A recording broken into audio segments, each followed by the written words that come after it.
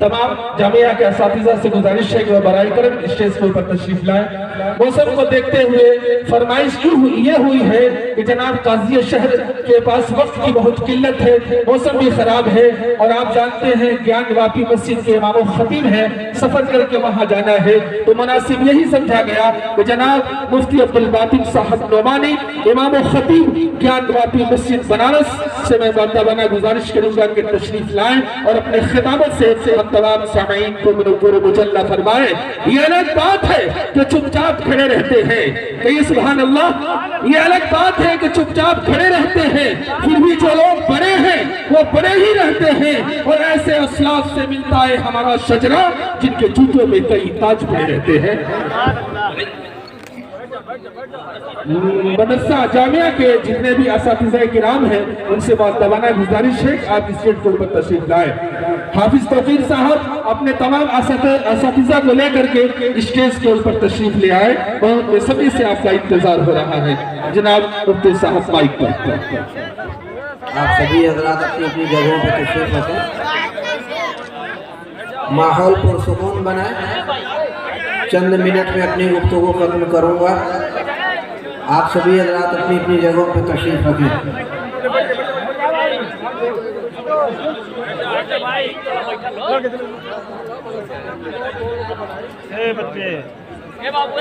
बिस्मिल्लाहिर्रहमानिर्रहीम, अल्हम्दुलिल्लाहि रब्बिल आलमीन वल आक़िबतु लिल मुत्तक़ीन वस्सलातु वस्सलामु अला सय्यिदिल अंबिया'i वल मुरसलीन सय्यदना व नबिय्यना व मौलाना मुहम्मद व अला आलिहि व अस्हाबिहि अजमईन व अला मन तबिअहुम बि इहसान इला यौमिद्दीन।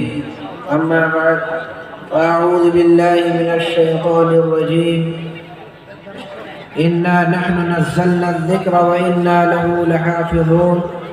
व क़ाल तआला वलक़द यस्सरनल क़ुरआन लिज़्ज़िक्रि फ़हल मिन मुद्दकिर।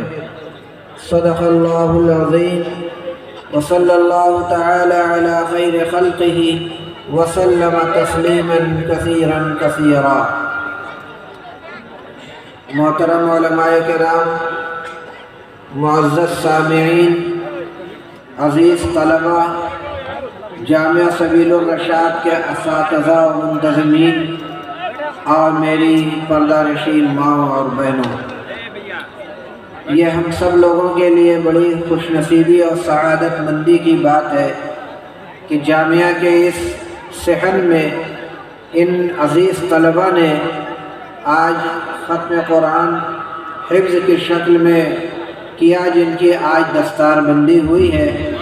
मैं अपनी जानिब से इन तमाम तलबा को तहे दिल से मुबारकबाद पेश करता हूँ, उनके वालिदैन को भी मुबारकबाद पेश करता हूँ और दुआ गो हूँ कि रब्बे ज़ुल जलाल इन तलबा के हिफ्ज़ करने को कबूल फरमाए और जो कुछ भी इन तलबा ने हिफ्ज़ किया है उनके सीनों में इस कुरान करीम को ताहयात कायम और दायम और बाकी रखे।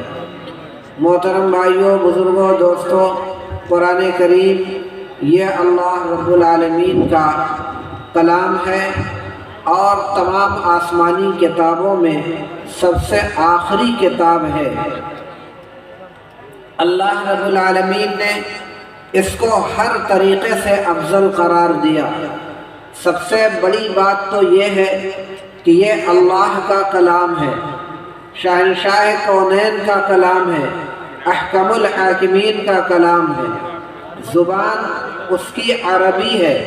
अरबी तमाम ज़ुबानों में आला व अफजल और सबसे अजीम शान अगर कोई ज़ुबान है तो वो अरबी है। किसके ऊपर नाजिल किया गया? जिसके ऊपर नाजिल किया गया अल्लाह रब्बुल आलमीन के बाद पूरी कायनात में अगर किसी का मकाम व मर्तबा बुलंद है तो इमामुल अंबिया, खातमुन नबीयीन, सरवरे कौनैन, ताजदार दो आलम, आका व मौला हज़रत मुहम्मदुर रसूलुल्लाह सल्लल्लाहु अलैहि वसल्लम का है, जिसके बारे में अल्लाह एक शायर ने कहा कि ला युमकिनु सनाउ कमा काना हक़्क़ुहु, ला युमकिनु सनाउ कमा काना हक़्क़ुहु, बाद खुदा बुजुर्ग तू क़िस्सा मुख्तसर।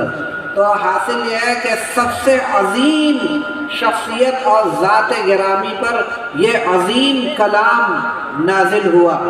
کہاں پہ نازل ہوا؟ ایسی سرزمین پہ نازل ہوا کہ پوری دنیا کے اندر جتنے بھی خطے ہیں، تمام خطوں، تمام علاقوں، تمام ملکوں، تمام جگہوں میں سب سے اعلیٰ، سب سے افضل اور سب سے بہترین اور پاکیزہ جو جگہ ہے وہ مکہ مدینہ ہے۔ ان قدیم عظیم الشان جگہوں پر یہ قرآن مقدس کا نزول ہوتا ہے۔ اور کس کے ذریعے سے آتا ہے؟ وہ ایسے فرشتے کے ذریعے سے آتا ہے جو کہ تمام فرشتوں کا سردار حضرت سید الملائکہ حضرت جبرائیل علیہ السلام کے ذریعے سے یہ قرآن کریم دنیا کے اندر آتا ہے۔ اور کہاں سے آتا ہے؟ لوح محفوظ سے آتا ہے، جو کہ عظیم الشان جگہ، نہایت مقدس ترین مقام، وہاں سے یہ قرآن مقدس آتا ہے۔ اور امام الانبیاء حضرت محمد الرسول اللہ صلی اللہ علیہ وسلم تک یہ نازل ہوتا ہے۔ اور 23 سال کے عرصے میں آہستہ آہستہ یہ پورا قرآن کریم اس دنیا کے اندر نازل ہوا۔ کب نازل ہوا؟ ایک ایسے مہینے کے اندر نازل ہوا جو کہ تمام مہینوں میں سب سے اعلیٰ، سب سے افضل۔ اللہ رب العالمین نے ارشاد فرمایا شہر رمضان الذی انزل فیہ القرآن، کہ شہر رمضان المبارک کا مہینہ ایسی عظمتوں اور برکتوں والا مہینہ ہے، اتنا اہم ترین مہینہ ہے کہ اس کی عظمت اور اس کے بڑے ہونے کا تصور صرف اسی بات سے کر لیا جائے، اندازہ اسی بات سے کر لیا جائے کہ اللہ رب العالمین کا کلام اور قرآن حکیم اس مہینے کے اندر نازل ہوا۔ یہ شعبان المعظم کا مہینہ ہے اور اس کے بعد اب رمضان المبارک کی آمد ہے۔ اللہ رب العالمین نے قرآن کریم کے اندر رمضان المبارک کا تعارف قرآن کریم کے حوالے سے اور قرآن کریم کا تعارف رمضان المبارک کے حوالے سے کیا ہے۔ میں نے ابھی جو قرآن کریم کی آیت پڑھی شہر رمضان الذی انزل فیہ القرآن، اللہ رب العالمین نے رمضان المبارک کی تعریف اور اس کا تعارف قرآن کریم کے حوالے سے فرمایا کہ ارے تم رمضان المبارک کی عظمت اور بزرگی اور اس کی بڑے ہونے کو سمجھنا چاہتے ہو، اس کی مقام اور اس کی حیثیت کو جاننا چاہتے ہو تو سنو، یہ وہ مہینہ ہے جس کے اندر قرآن کریم کا نزول ہوا ہے۔ تو قرآن کریم کے حوالے سے رمضان المبارک کا تعارف اور رمضان المبارک کے حوالے سے قرآن کریم کا تعارف اللہ نے فرمایا اِنَّا أَنزَلْنَاهُ فِي لَيْلَةِ الْقَدْرِ۔ ارے تم جانتے بھی ہو یہ قرآن کریم کون سی عظیم الشان چیز ہے اور کون سی چیز ہے، کیا اس کا مقام و مرتبہ ہے؟ ارے یہ وہ مقام ہے، یہ وہ مقام ہے کہ جس کو نازل کرنے کے لیے شب قدر کا انتخاب اللہ رب العالمین نے فرمایا۔ ماہ مبارک کے اندر شب قدر یہ وہ رات ہے جس کے اندر اللہ رب العالمین نے قرآن کریم کا نزول فرمایا۔ تو قرآن کریم کے حوالے سے شب قدر اور رمضان المبارک کے حوالے سے قرآن کریم کا یہ عظیم الشان تعارف یہ اللہ رب العالمین نے فرمایا۔ میرے دوستو بزرگوں، یہ ایسی عظیم الشان کتاب ہے جس کے بارے میں اللہ رب العالمین نے فرمایا کہ ہم نے اسے نازل کیا ہے اور ہم ہی اس کی حفاظت کرنے والے ہیں۔ دنیا کے اندر بہت ساری کتابیں آئیں، آسمانی کتابیں بہت ساری آئیں، ان میں کوئی بھی کتاب اپنی اصلی حالت میں نہیں ہے۔ توریت ہے، زبور ہے، انجیل ہے، اور بھی بہت سارے صحیفے ہیں جن کا نام قرآن کریم کے ذریعے سے ہمیں معلوم ہوا، لیکن یہ کتابیں آج اپنی اصلی حالت میں موجود نہیں ہیں۔ لیکن قرآن کریم جب اللہ رب العالمین نے نازل فرمایا تو اعلان عام فرمایا کہ اِنَّا نَحْنُ نَزَّلْنَا الذِّكْرَ وَإِنَّا لَهُ لَحَافِظُونَ، کہ ہم ہی نے ذکر ذکر یعنی قرآن کو نازل کیا اور ہم ہی اس کی حفاظت کرنے والے ہیں۔ اللہ رب العالمین نے اس کی حفاظت کا ایسا بندوبست فرمایا، ایسا نظم فرمایا کہ آج 1450 سال کا زمانہ گزرنے کے باوجود ایک حرف ایک لفظ بھی ادھر ادھر نہیں ہونے پایا اور آج ایک دم اپنی اصلی حالت کے اندر موجود ہے۔ اور اللہ نے ایسے ذرائع پیدا فرمائے انہی انسانوں میں سے اللہ نے ان انسانوں کو منتخب فرمایا جن کے سینوں میں اللہ نے قرآن کریم نازل محفوظ فرمایا، اور اس زمانے سے لے کر آج تک حفاظ کرام کی پوری دنیا کے اندر اتنی بڑی تعداد ہے کہ ہم انگلیوں میں شمار نہیں کر سکتے، اور انشاءاللہ یہ سلسلہ تا قیام قیامت جاری و ساری رہے گا۔ انہی مدارس کے ذریعے سے اور انہی اللہ کے محبوب ترین بندوں کے توسط سے ذریعے سے یہ حفاظ کرام کا یہ سلسلہ قائم و دائم و جاری و ساری ہے، اور انشاءاللہ آئندہ بھی جاری و ساری رہے گا۔ یہ قرآن جس کے بارے میں اللہ رب العالمین نے فرمایا تھا کہ لو انزلنا هذا القرآن على جبل لرأيته خاشعا متصدعا من خشية اللہ، کہ یہ قرآن اگر ہم کسی پہاڑ کے اوپر بھی نازل کرتے تو اس کی عظمت کی وجہ سے وہ پہاڑ چکنا چور اور ریزہ ریزہ ہو جاتا۔ اسی قرآن کریم کو اللہ نے اتنا آسان فرمایا کہ 4 سال 5-6 سال کے بچے بھی حافظ قرآن نظر آتے ہیں، 10 سال کی عمر کے بچے حافظ قرآن نظر آتے ہیں۔ اللہ نے اسی طریقے سے اس کی حفاظت کا انتظام فرمایا، اور آج حال یہ ہے کہ ننھی سی عمر اور آج حافظ قرآن، اور اللہ تعالیٰ نے اس کو یاد کرنا اتنا آسان فرمایا۔ دنیا کے اندر اس طریقے کے بہت سارے واقعات گزرے ہیں جس سے یہ لگتا ہے کہ کسی نے چند دن کے اندر پورا قرآن حفظ کر لیا۔ ایک ہمارے بڑے بزرگوں میں اور ہمارے پچھلے گزشتہ زمانے کے بہت محدثین اور تابعین اور اولیاء کرام میں ایک نام آتا ہے حضرت ہشام کلبی رحمت اللہ علیہ کا۔ وہ خود فرماتے ہیں کہ میں حافظ قرآن نہ تھا، میرے چچا میرے حافظ قرآن نہ ہونے پر ملامت کیا کرتے تھے، ایک مجھے بہت شرمندگی ہوتی تھی۔ ایک دن میں نے قسم کھا لیا کہ اب میں حافظ قرآن ہو کے رہوں گا، اور پھر ایک کمرے کے اندر اپنے آپ کو بند کر لیا، اور صرف 3 دن کے اندر انہوں نے پورا قرآن کریم حفظ کر لیا۔ اللہ رب العالمین کی شان تھی، اللہ کا کرم تھا، اللہ نے اتنی عنایت ان کے اوپر فرمائی کہ صرف 3 دن کے اندر انہوں نے پورا قرآن کریم مکمل کر دیا۔ اور اگر یہ بات کہوں تو آدمی کہے کہ بھئی یہ تو ہزاروں سال پرانی بات ہے، اس دور میں ابھی سمجھ لیجئے کہ 100 سال بھی پورے نہ ہونے پائے ہیں۔ حضرت حکیم الامت مولانا اشرف علی تھانوی رحمت اللہ علیہ کا نام نامی اسم گرامی ہر آدمی جانتا ہے، سنتا ہے، ان سے عقیدت رکھتا ہے، ان سے محبت رکھتا ہے۔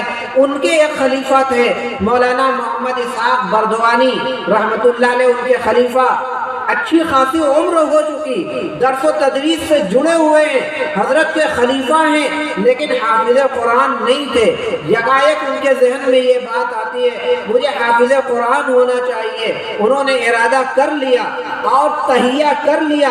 اللہ رب العالمین کا کرنا ایسا ہوا کہ صرف 10 دن کے اندر انہوں نے پورا قرآن مکمل کر لیا، حافظ قرآن ہو گئے۔ تو حفظ قرآن کے بہت سارے اس طریقے کے واقعات ہیں۔ کسی نے کے بارے میں آتا ہے کہ روزانہ ایک پارہ پڑھ کر رات کو تراویح پڑھا دیا کرتے تھے، اور کسی کے بارے میں کچھ، کسی کے بارے میں کچھ، اس طریقے کے واقعات۔ غرض اللہ تعالیٰ نے اتنا آسان فرمایا، اور حافظ قرآن وہی ہوتا ہے جو اللہ رب العالمین جس کو چاہتے ہیں۔ تو یہ بہت بڑا اللہ رب العالمین کا انعام ہے۔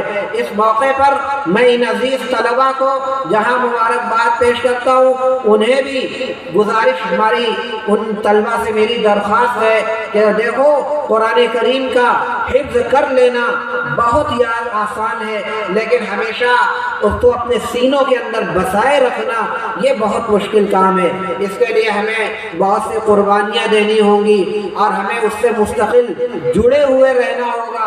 ان کے ساتھ ساتھ ان جو بچوں کے جو والدین ہیں ان کے اوپر بھی ایک ذمہ داری کا بوجھ آیا ہوا ہے، اور ان کی بھی ذمہ داری بنتی ہے کہ ان بچوں کی دیکھ ریکھ اور ان کی تربیت اور ان کے نصیحت اور ان سے گفتگو اور ان کی نگرانی اس طریقے کی جاری ساری رکھے کہ جس ارادے اور جس نیت کے ساتھ اور جس حوصلے کے ساتھ اور جن تمناؤں اور آرزوؤں کے ساتھ آپ نے اتنے ان لختے جگر کو حافظ قرآن بنانے کا خواب دیکھا تھا، اللہ نے آپ کا وہ خواب پورا کر دکھایا، اللہ نے آپ کی وہ آرزو اور تمنا پوری فرمائی۔ اس لیے اب آپ کی بھی ذمہ داری ہے کہ اللہ کا شکر ادا کرتے ہوئے ایسا پروگرام بنایا جائے، ایسی ترتیب بنائی جائے کہ یہ بچے ہمیشہ قرآن کریم سے جڑے ہوئے رہیں اور کبھی بھی یہ قرآن بھولنے نہ پائے۔ اس لیے کہ جہاں حافظ قرآن کے بہت سارے فضائل اور مناقب ہیں، اسی طریقے سے جو لوگ قرآن کریم کو حفظ کرنے کے بعد لاپرواہی اور غفلت کی وجہ سے اسے بھلوا دیں اور سینے سے نکال دیں تو یہ بھی اپنے آپ میں بہت بڑا گناہ اور اللہ کے ہاں ناقابل معافی جرم ہے۔ اس لیے اس پر خوب توجہ دی جائے، تلاوتوں کا اہتمام کیا جائے اور دور کا اہتمام کیا جائے۔ جس طریقے سے پڑھنے کا اس کا حق ہے، اس حق کی ادائیگی کے ساتھ اس کی تلاوت کا اہتمام کیا جائے اور ترتیل کے ساتھ تجوید کے ساتھ پڑھنے کی کوشش کی جائے۔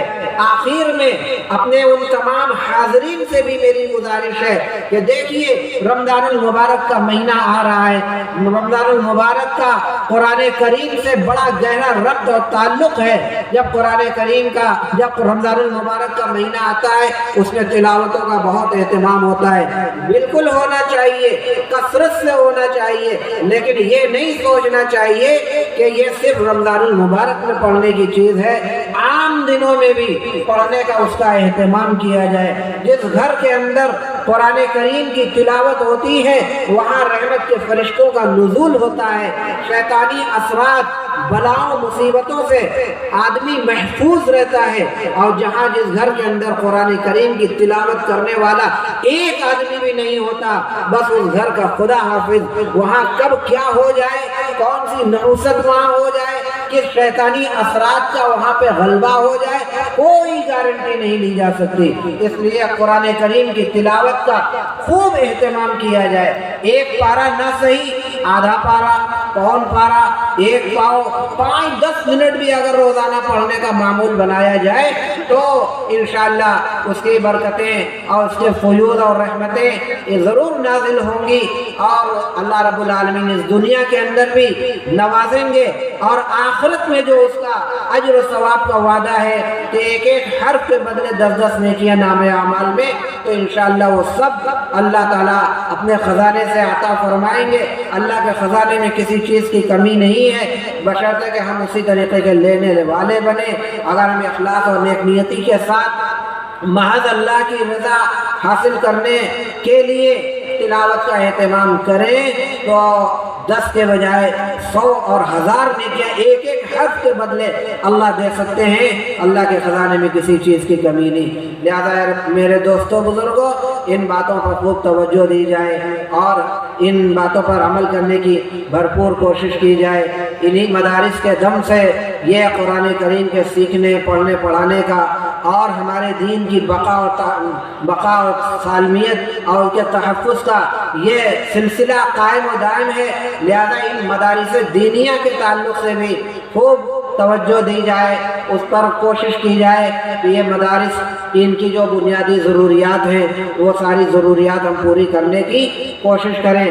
حدیث شریف میں آیا، حضرت سیدنا امیر المومنین عثمان غنی رضی اللہ عنہ فرماتے ہیں، نبی کریم صلی اللہ علیہ وسلم سے روایت کرتے ہوئے کہ خیرکم من تعلم القرآن وعلمہ، تم میں کا بہترین وہ ہے جو قرآن کو سیکھے بھی اور قرآن کو سکھائے بھی۔ تو مدارس کے اندر قرآن کے سیکھنے اور سکھانے کا سلسلہ رہتا ہے۔ ان مدارس کے اندر قرآن کریم کے سیکھنے سکھانے کا جب سلسلہ رہتا ہے تو ہماری ملی اور مذہبی طور پر ذمہ داری بنتی ہے کہ ہم ان مدارس کا خیال کریں۔